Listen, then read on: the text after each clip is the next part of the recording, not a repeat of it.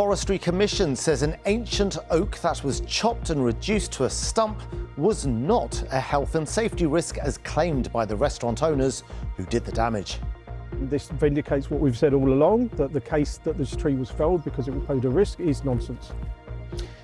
Campaigners now want the police to take action. Also on the programme, the Metropolitan Police will get their £1.25 billion as promised by the Mayor after his budget is officially approved.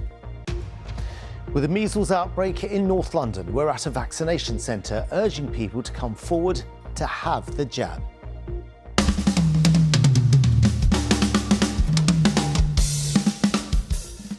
And we find out what it took this Londoner to become the UK's Young Drummer of the Year. An investigation has found a violent abuser was reported to police for murder days after he killed one of his victims, but the call was marked as a hoax. Carl Cooper was jailed for life in 2024 for the murders of Londoners Naomi Hunt and Fiona Home. Both women had complained to police about his violence. The number of people sleeping rough is at its highest level since records began in 2010. London has the highest number of rough sleepers in England at nearly 1,300. The government says it's spending millions of pounds to tackle the issue.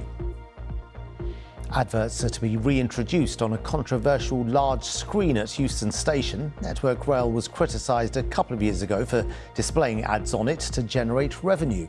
Well, a 2-week trial using the outer sections of the information board will start on Monday. And the number of young people who are not in education, employment or training has risen to nearly 1 million. If you're a 16 to 24-year-old who's in that situation right now, we'd like you to contact us about your situation. Just scan the QR code which is on your screen now. You can email us at hello@bbclondon@bbc.co.uk. And there are more stories and the latest updates on your local BBC News website. Now, yesterday we took a look at what happens to the waste we throw away and how it can be recycled and reused to make new things. Well, from the response we got, it became quite clear very quickly for us that there's much confusion over what can and can't be recycled and also how to do it. In a moment, I'll put some of your questions to someone who knows all about these things. But first, our environment correspondent Tom Edwards had a few questions of his own for another expert. Can they recycle pizza boxes if there's a bit of grease in them? Pizza boxes can be recycled. If it's got a little bit of grease on it, that's okay. But if it's caked in cheese or it's got pizza still in there, make sure that you take that off and you put that into your food waste recycling bin instead, and your pizza box should be okay to put in your dry mix recycling bin at home. Nappies. Nappies is a good example of something that you should never ever put into your recycling bin at home. Always put that into your general waste bin. Banana skins, apple cores. You can recycle banana skins, apple cores and any other leftover food waste, but again, not in your dry mix recycling bin at home. Instead, put those into your food waste bin. That means that they'll be taken off to a composting facility or made into fertilizer instead. Batteries, this is a big one, a big problem for you guys. Batteries is a massive problem for us, and we get a lot of fires caused by batteries that are unfortunately put into their household waste bins at home. So instead, you can recycle batteries, but only if you take them back to a supermarket where you bought them from in the first place. So the key message is absolutely do not put your batteries or electrical items into your bins at home. Shampoo bottles, can they be recycled? So there's a lot of good recyclable materials that come out of your bathroom, like your shampoo bottles or your perfume bottles as well. All of that can go into your recycling bin. Just make sure you don't put any tissue paper in your bin as well. Yeah, some good tips and information there. Well, let's get some more questions in now, but ones from viewers, from you. I have with me Anthony Buchan, Head of Local Authority Support at Re-London. It's an organisation that works with the local authorities to improve waste management. Thank you so much for coming to answer these questions. I'm going to knock straight on with this.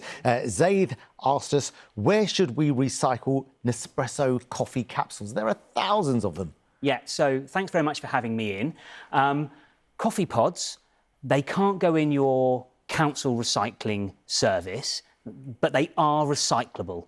So let me explain that. There is an organisation, national organisation called Podback, and they work with retailers nationally to collect in your coffee pods.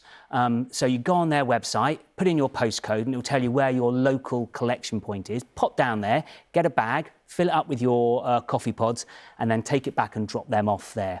But I would say that you can now get refillable coffee pods or even compostable ones. So that might be something for viewers to look into. Yeah, very well worth it. That's really good information. I'm going to move straight on to a question from Robert now, who says, is it possible to put empty plastic toothpaste tubes in plastics recycling bins, or are they too contaminated? He's got another part to the question as well. Answer that one first. Well, the first thing I would say is make sure you've squeezed every last drop out of your toothpaste. The dentists, I'm sure, will be thankful for that. Yeah. But it's a little bit complicated with toothpaste tubes. So toothpaste tubes are now recyclable. They're now made from the same material that milk bottles, plastic milk bottles are made from. But the important point there is the word now. So this is a recent change in packaging for them to become fully recyclable, because they used to be a laminate. Right. So they are recyclable, but not every council is able to collect them yet, because their contracts mean that some of the facilities that they go to can't receive them. But over time, the good news is, over time, as those facilities get ready, it's going to be more recyclable. So check locally. You may be able to recycle them already, or it will be coming. Right. The next part of these questions is this. Can old rolls of wallpaper be recycled? So, no. Unfortunately, they can't go in your household recycling. I know, it's a bit confusing, isn't it, right? Paper, right? You think paper. No, but wallpaper is generally made up of more than just paper. It'll have laminates, it'll have glues, which if it goes in the recycling stream, it will contaminate good, normal, clean paper recycling. So unfortunately, that has to go in your black bag. But if you've got a lot of it left over, why not see if there's like a local scrap store or craft store that can take it, or use it for wrapping paper? Presumably, if you like it enough to put it in your house, you can wrap a few presents. That's a good one. I like that. OK, Mike, can you recycle light bulbs? So light bulbs, again, bit complicated. Light bulbs aren't one thing. If it's an old filament bulb, you know, the old-fashioned bulb, they're not recyclable, so they do have to go in your black bag. Right. But if it's a newer LED bulb, they are recyclable, but again, not in your household council collection. You can take them to your local recycling centre. You could put them into an electricals bank, like a textiles bank, or some large stores, retailers, have take-back schemes for them in-store. Go on the Recycle Now website, pop in your postcode, and it will tell you where you can take them. It's another good tip. There's a lot of work that needs to be done to get rid of these things, but it's worth it if we can recycle it. Anthony Buchan, thank you so much for your advice and your knowledge on this important subject. Appreciate it. My pleasure. Thank you. Thank you.